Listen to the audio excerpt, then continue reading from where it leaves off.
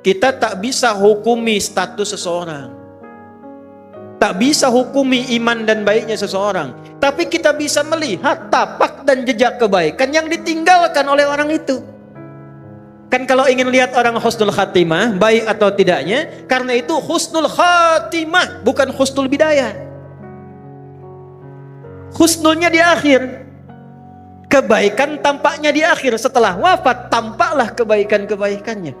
Virallah kemuliaan-kemuliaannya. Itulah kemudian yang kita ikuti tapak jejaknya. Maka bagaimana menjadikan semua nilai kebaikan itu punya nilai di akhirat? Karena nanti, mohon maaf, ada orang pun ahli dunia tapi baik.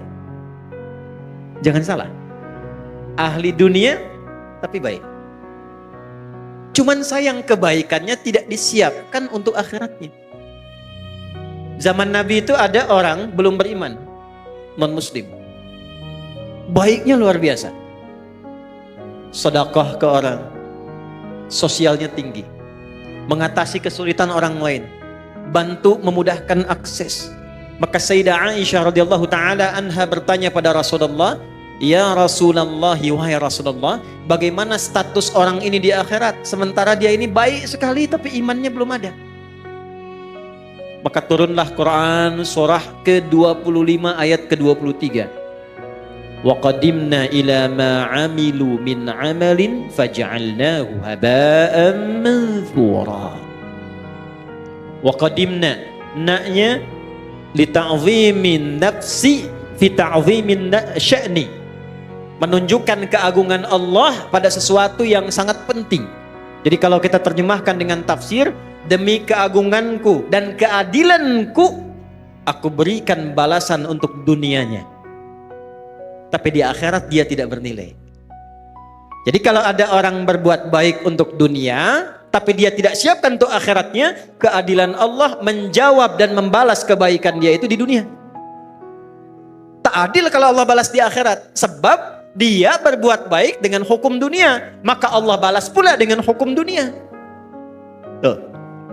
Baiknya karena dunia, maka diangkat orang itu, disebut-sebut orang itu, disanjung orang itu. Ada pula yang mendoakan. Tapi kalau tidak ada kunci akhiratnya, di akhirat kebaikan itu hanya akan jadi debu yang berterbangan. Detil Al-Quran. Debunya terbang. Kalau terbang kan tak bisa ditimbang. Kalau debunya hinggap, masih ada berat. Tapi kalau debunya terbang, bagaimana menimbangnya? Maka kunci pertama, bagaimana kita menyiapkan bekal ke akhirat tanpa meninggalkan dunia. Yang pertama, rubahlah rutinitas dunia kita menjadi ibadah. Satu.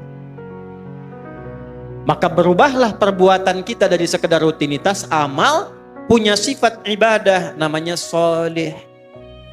Maka amalnya berubah menjadi amal soleh. Setiap amal yang menjadi soleh, maka dia punya sifat baru, namanya hasanah.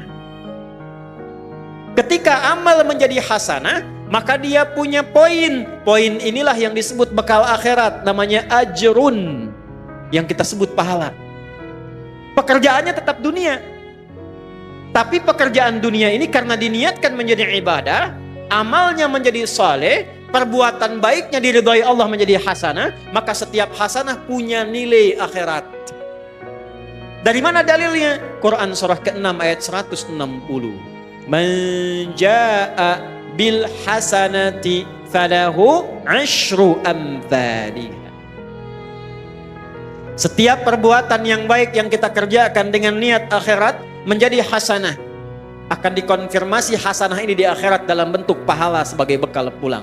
Karena itu doanya, Rabbana atina fid dunya hasanah, dikonfirmasi hasanahnya di akhirat, wa fil akhirati hasanah. Nah sekarang bagaimana cara merubah perbuatan dunia menjadi hasanah, menjadi punya nilai akhirat? Kerjakanlah dengan menggunakan iman. Saya ulangi, pakai iman. Itulah yang menjadikan hampir kata-kata amal soleh dalam Al-Quran didahului oleh kalimat iman.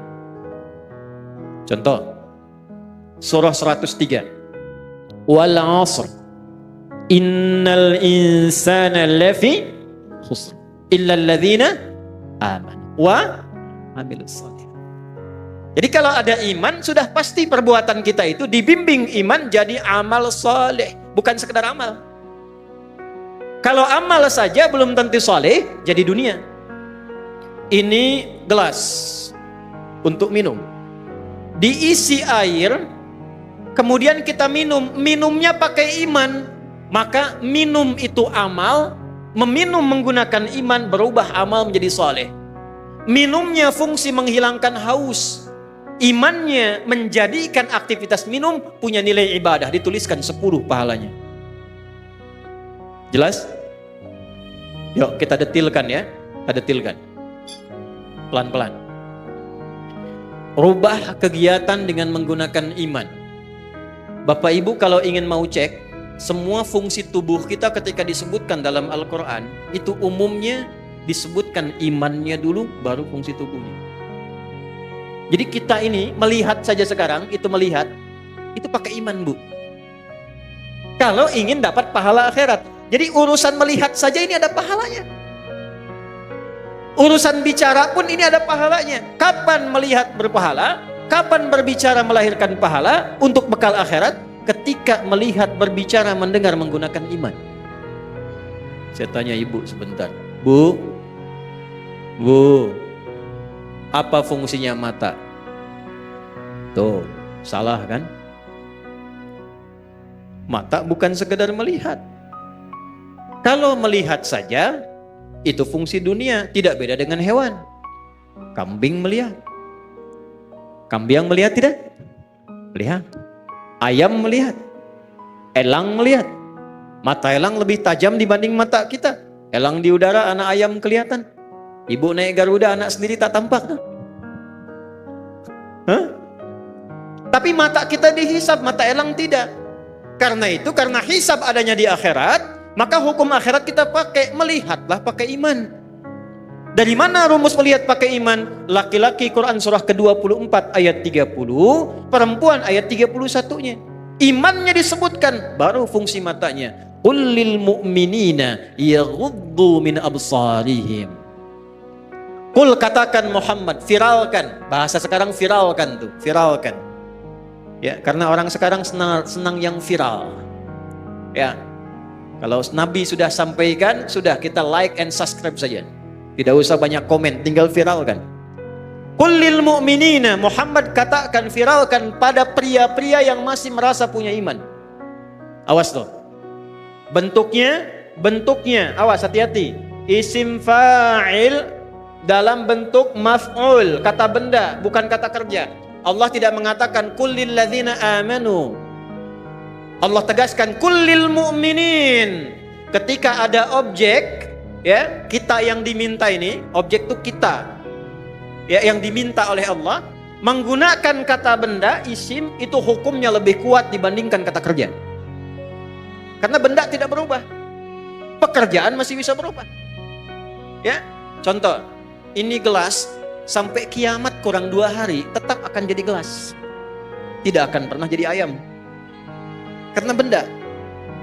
Tapi semua terkait pekerjaan, ya, maaf, termasuk masuk kepada sifat, karena dia unsur pekerjaan pasti berubah. Sayang, itu sifat yang masuk pada kata kerja. Orang tua sayang pada anak, diberikanlah pelukan, diberikanlah senyuman, pekerjaannya itu. Ya, tapi sayang itu tidak selamanya akan sama. Coba ibu saya tanya, suami ibu dari awal nikah sampai sekarang sayangnya sama nggak?